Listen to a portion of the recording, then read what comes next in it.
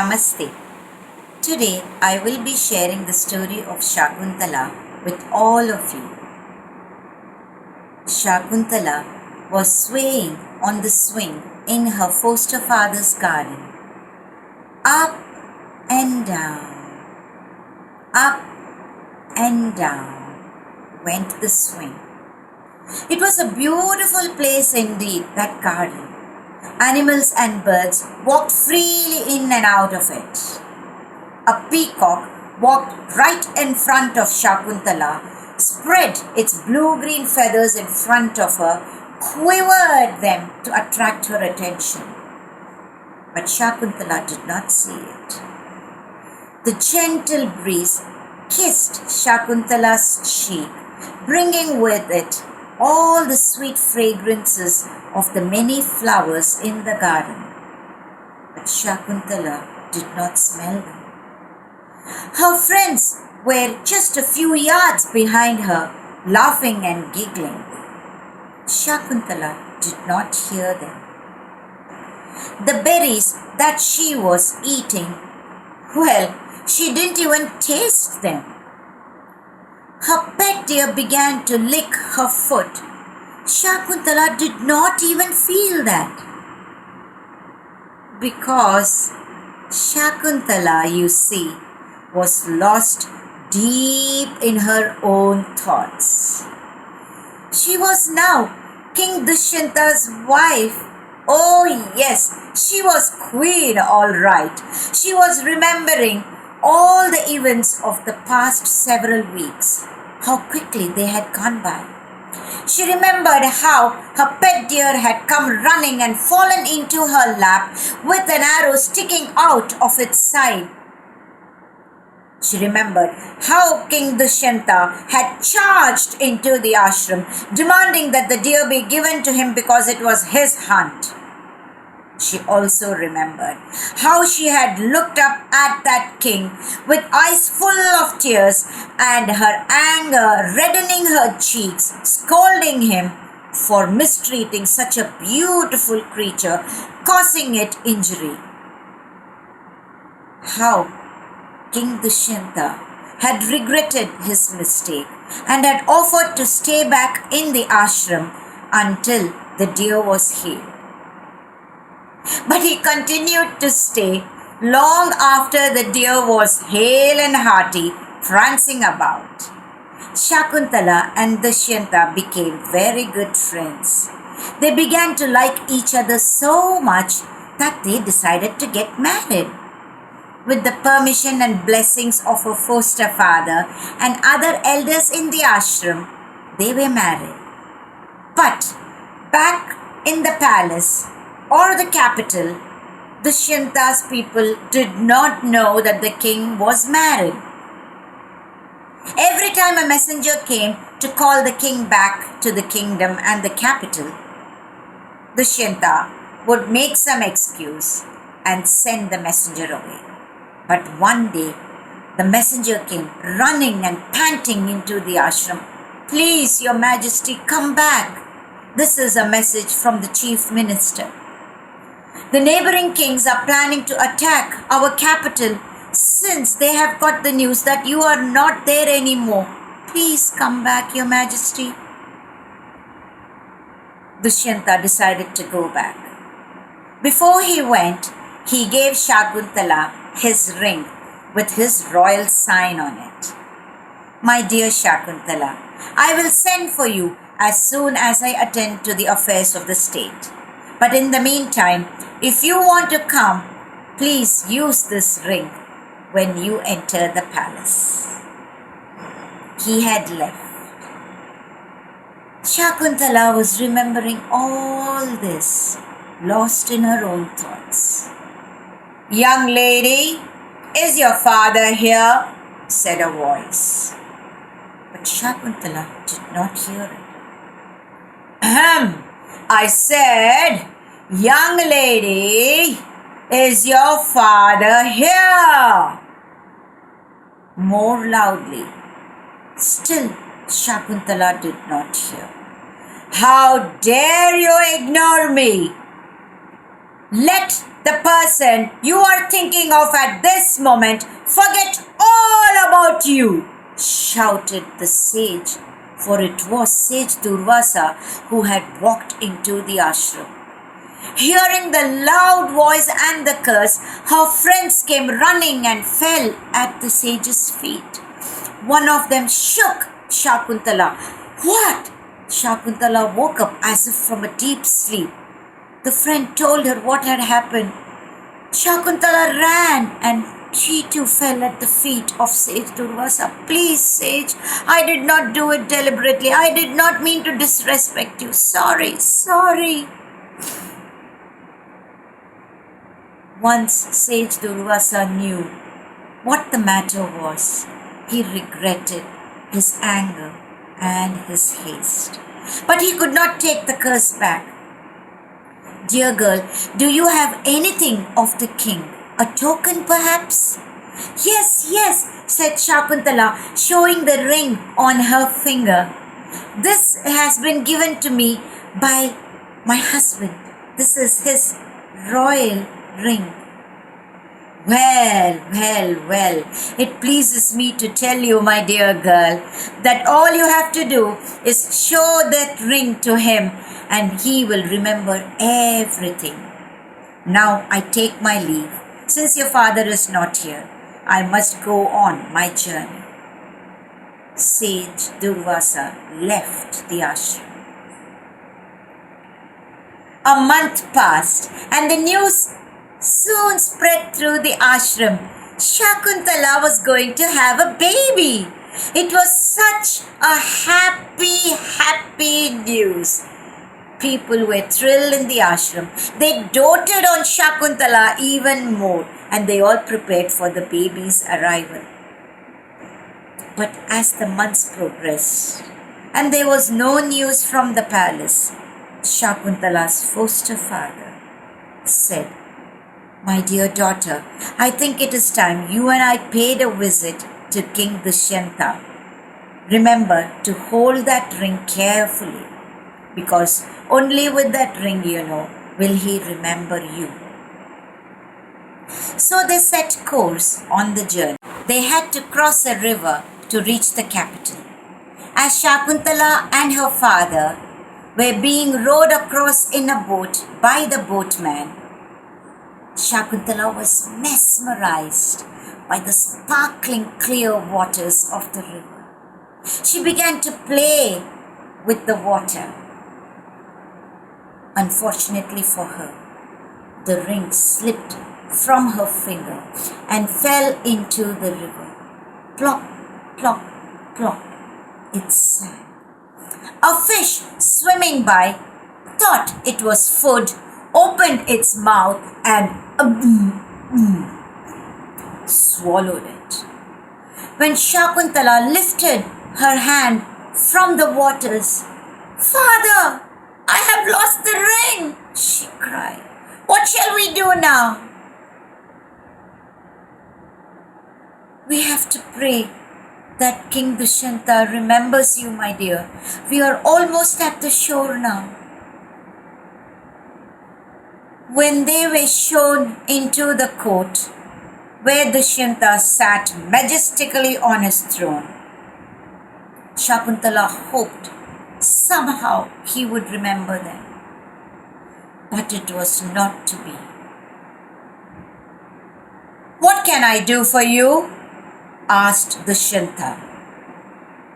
Shakuntala began to tell him that she was his wife and all that had happened in the ashram. Stop, woman, shouted Dushyanta. I don't know you, nor do I know this father of yours. I have never met either one of you. What you're telling me is all untrue. Go away before I become more angry. Shakuntala was humiliated. But from this humiliation came a strength from within her. She looked at Dushyanta and said, I will never come back here again. It will be you who will come begging to me to come back. That is when I shall enter your kingdom again. Come, father, she turned to her father. Let us leave. We shall not linger here even a second. When they returned to the ashram, Shakuntala was a changed woman. She barely spoke to the people. Her friends and the inmates of the ashram were pained to see their Shakuntala change like this. But there was nothing they could do. Then came the day when the ashram heard the sound of a baby's cry. Kwa, kwa, kwa. Everybody was thrilled. Shakuntala had just delivered a baby boy. Happiness once again returned to Shakuntala and the inmates of the ashram. But Shakuntala did not exhibit her happiness. She was a changed woman, all right. When the baby was 1 year old, she decided to take her son and move deeper into the forest. She wanted to bring him up all on her own. Nobody could stop her, not even her friends or her father. In the deep forest, she lived in a cave.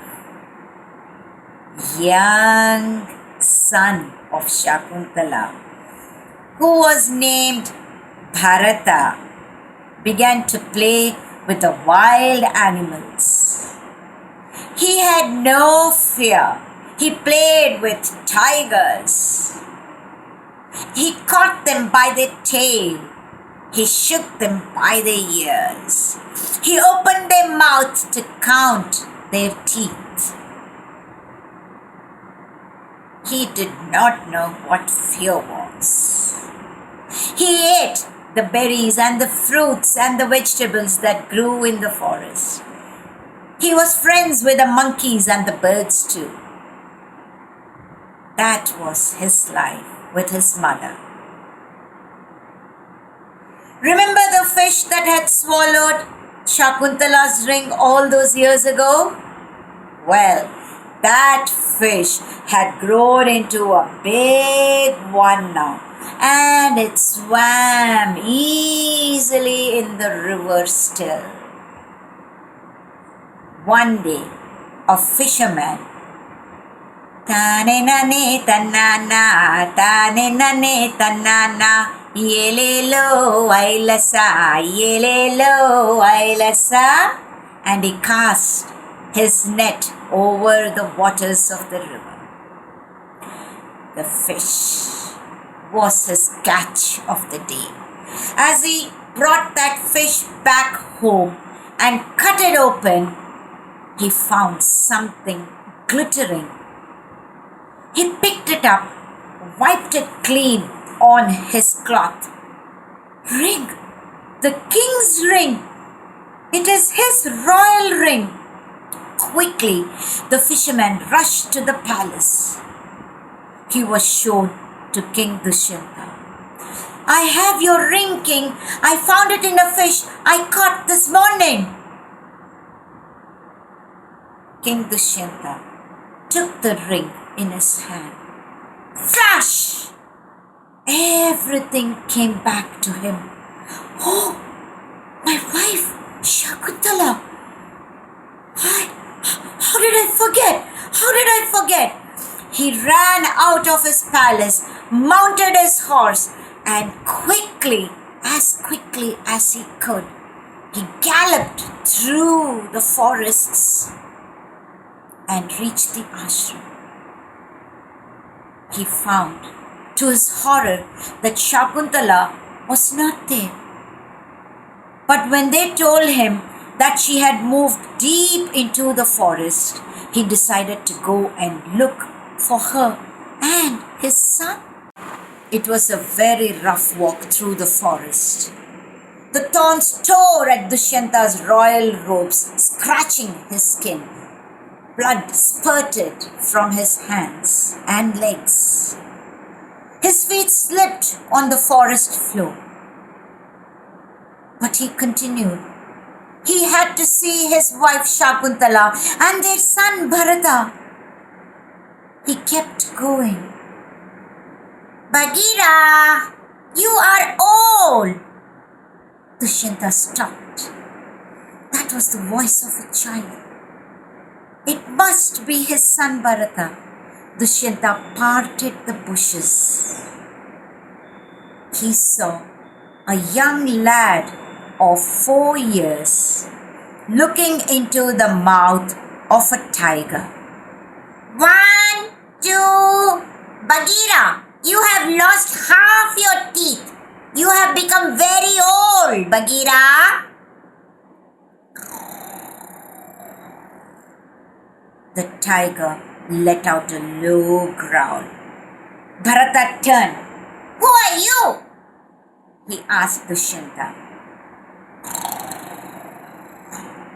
The tiger moved a step closer. Stop! Go back, Bagheera. I'll count your teeth afterwards. With another low growl, the tiger turned towards the deep forest, swished his tail, and walked out of the clearing by the cave. I asked you a question. Who are you? Dushyanta couldn't hide his smile. His happiness was overflowing. I am your father, Dushyanta, he said, holding on to his son's hands. My father? Dushyanta? Ma!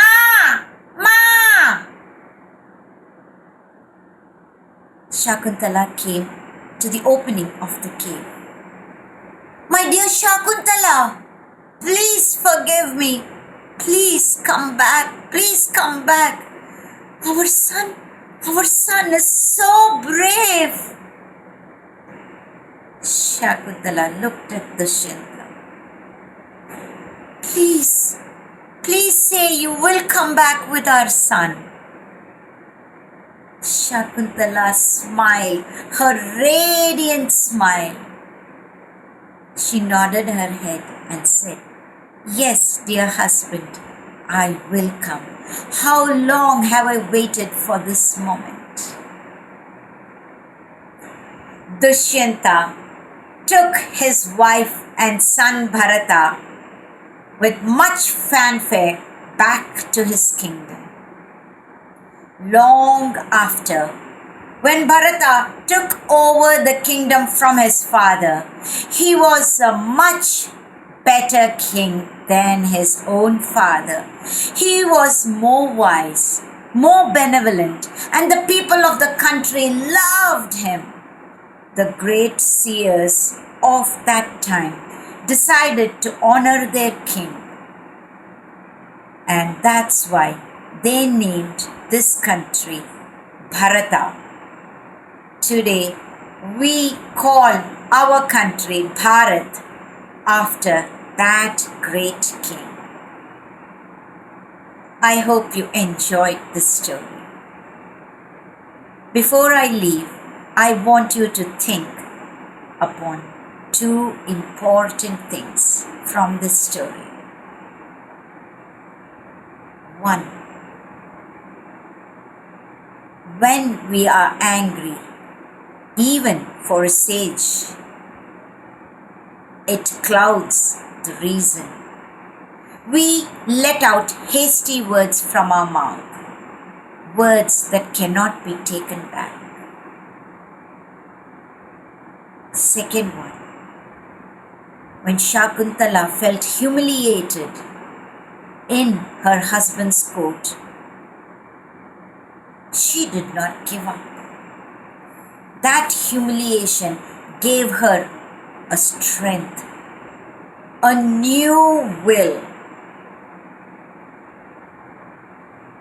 She became a stronger woman, strong enough to go deep into the forest with her infant son and bring him up on her own. It gave her determination to do the right thing. I will see you next time with another story, or perhaps 2 short stories. Until then, Namaste.